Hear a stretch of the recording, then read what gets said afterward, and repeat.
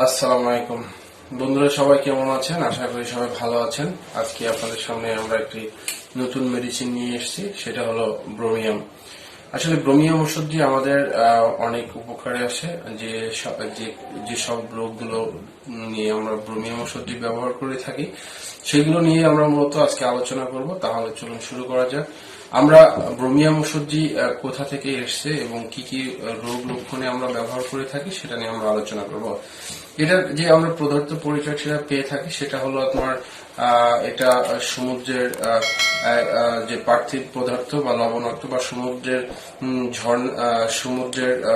সমুদ্রজাত উদ্ভিদ বা লবণাক্ত যে ঝর্ণা থাকে, ঝর্ণার জলে থেকে আমাদের এই ওষুধটি তৈরি হয়ে থাকে।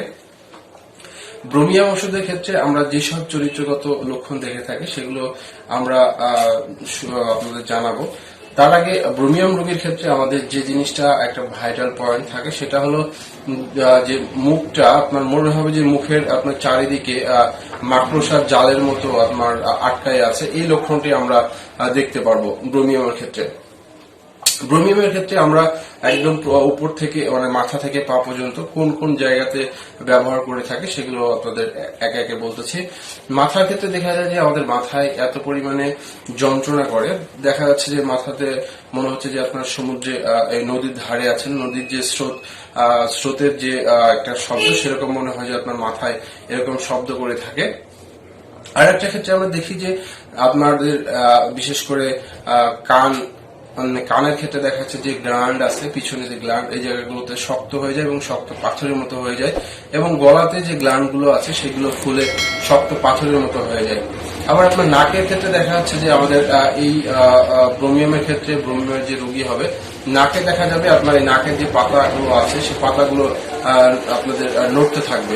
তখন আমরা বুঝতে পারবো যে এটা ব্রোমিয়ামের রোগী।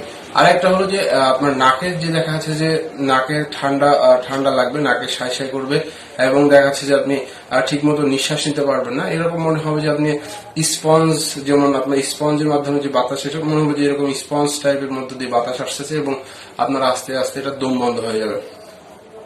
আরেকটা হলো যে আমাদের গলাতে অনেক সময় দেখা যাচ্ছে সায় সায় শব্দ বা সায় সায় শব্দ করবে গলার এখানে, মনে হচ্ছে যে এখানে কিছু বেঁধে আছে, এবং লাং থেকে আপনার যে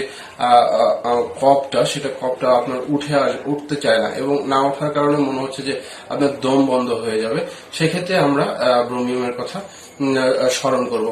আরেকটা যে ব্যাপারটা আমরা দেখি সেই ক্ষেত্রে সবচেয়ে মজার ব্যাপার হলো বিশেষ করে নাবিকের ক্ষেত্রে হতে পারে, যারা নদীতে থাকে, অর্থাৎ নদীতে সারাদিন আছে বা সমুদ্রে সারাদিন আছে, তারা আপনাদের ঠান্ডাতে এসছে, ঠান্ডাতে আসার পরে দেখা যাচ্ছে তাদের শ্বাসকষ্ট হচ্ছে, তাদের শ্বাসকষ্টের সমস্যাগুলো দেখা যাচ্ছে, এবং দেখা যাচ্ছে যে শ্বাসকষ্ট প্লাস বুকে ব্যথা বা জ্বর এগুলো অনুভূত হচ্ছে। তখন আমরা নিঃসন্দেহে ব্রোমিয়ামকে ব্যবহার করব, তাহলে খুব ভালো উপকার পাবো। আর একটা জিনিস আমরা যেটা দেখবো সেটা হলো যে আমরা নাকের ক্ষেত্রে দেখলাম, আমরা বুকের ক্ষেত্রে দেখবো যে বুকে আপনার কফ জমে যাওয়ার কারণে দেখা যাচ্ছে যে প্রচুর পরিমাণে আপনার ঘর ঘর শব্দ করবে, এবং এত পরিমাণে ঘর ঘর শব্দ করবে যে আপনি পাশ থেকে যে কেউ আপনার আইডেন্টিফাই করতে পারবে যে এটা আমাদের ব্রোমিয়াম, যদি সে ভালো ডাক্তার হয়, ব্রোমিয়ামের রোগী, এটা আইডেন্টিফাই করতে পারবে। ঘর ঘর শব্দ অন্যান্য ঔষধে আমরা পাইছি, যেমন আপনার আর্সেনিক অ্যালবাম ব্রায়োনিয়া, এক্ষেত্রেও আমরা পাইছি। সেক্ষেত্রে এটা একটা লক্ষণ ব্রোমিয়ামের ক্ষেত্রে আমরা পাই। আর যে লক্ষণগুলো দেখব মেয়েদের ক্ষেত্রে, বিশেষ করে ওভারিতে আপনার বাম পাশের ওভারিতে দেখা যাচ্ছে যে প্রচুর পরিমাণে ব্যথা অনুভূতি করবে এবং শক্ত হবে। সেক্ষেত্রে আমরা ব্রোমিয়ামকে নিঃসন্দেহে ব্যবহার করতে পারি। আর একটা হলো যে ছেলেদের ক্ষেত্রে দেখা যাচ্ছে যে তার ডান অন্ডকোষ প্রচুর পরিমাণে ব্যথা হচ্ছে এবং শক্ত অনুভূত হচ্ছে, সেক্ষেত্রে আমরা ব্রোমিয়ামকে স্মরণ করব।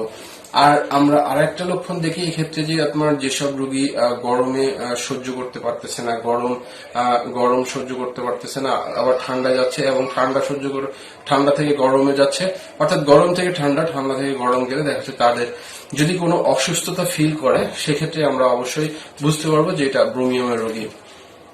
আমরা আরো যেগুলো দেখতে পাই সেটা হলো যে আপনার বসন্তকালে রোগের রোগ বেশি হয়, এবং নিউমোনিয়ার ডান বুকে, এবং নিউমোনিয়ার সঙ্গে ডিপথেরিয়া, এবং ডিপথেরিয়ার সঙ্গে নিউমোনিয়া, এই লক্ষণটা আমরা মানে ব্রোমিয়াম রোগীর ক্ষেত্রে দেখতে পাই। আরেকটা হলো যে আমরা যে জিনিসটা আপনাকে আগে বলছি যে বিশেষ করে গরম থেকে ঠান্ডা, ঠান্ডা থেকে গরম, এই জিনিসটা আমাদের খুব লক্ষণের ব্যাপার। আরেকটা জিনিস আমরা দেখছি যেসব একটু ছেলেরা বাড়ন্ত ছেলে হঠাৎ করে ব্যায়াম করতে যাচ্ছে, জিম করতে যাচ্ছে, করার ফলে দেখা যাচ্ছে তার হৃদপিণ্ডের জায়গা যে হার্ট, সেই জায়গাটা একটু বেড়ে যাচ্ছে, বা তখন মনে হচ্ছে যে তার কাছে মনে হচ্ছে যে বেড়ে যাচ্ছে, তখন আমরা এটা বুঝতে পারবো যে এটা একটা ব্রোমিয়ামের লক্ষণ। এবং শিশুকে আচ্ছাদন দিলে বৃদ্ধি পায়, এবং যদি কেউ তাকে ডাক দেয় এবং ডাক দেওয়ার সাথে সাথে বৃদ্ধি পায়। এই জিনিসটা হলো ডক্টর কেন্ডের একটা খুব ভালো একটা উক্তি। আর সেক্ষেত্রে আমরা ব্রোমিয়াম ব্যবহার করব। আমরা আবার আরেকটা যে জিনিসটা দেখি যে গরমকালে গরম আচ্ছাদন, গরম থেকে গৃহ এবং ঠান্ডায়, এবং ঠান্ডা থেকে যদি গৃহ ত্যাগ করে, সেক্ষেত্রে আমরা একই কথা বারবার আসতেছে, আমরা তখন ব্রোমিয়ামটা ব্যবহার করব। তো এই হলো ব্রোমিয়াম ওষুধটি মূলত আমাদের ঠান্ডার জন্য খুব ভালো একটি উপকারী ওষুধ। তো আমরা ব্রোমিয়াম ওষুধটি এই লক্ষণগুলো পেলে আমরা অবশ্যই ব্যবহার করব। আরেকটা কথা হলো যে আপনারা কিভাবে ব্যবহার করবেন, যে ওষুধটি কিভাবে ব্যবহার করবেন। আপনারা এটা 30 এবং 200 ব্যবহার করবেন, এবং এটার মেয়াদ থাকে আপনার 20 থেকে 30 দিন। আমরা দেখা যাচ্ছে যে এমন ভাবে ওষুধটি প্রয়োগ করবো যাতে 20 থেকে 30 দিন ভিতরে আমাদের রোগটি মুক্তি পায়। সেক্ষেত্রে আমরা লক্ষ্য অবশ্যই দেখব।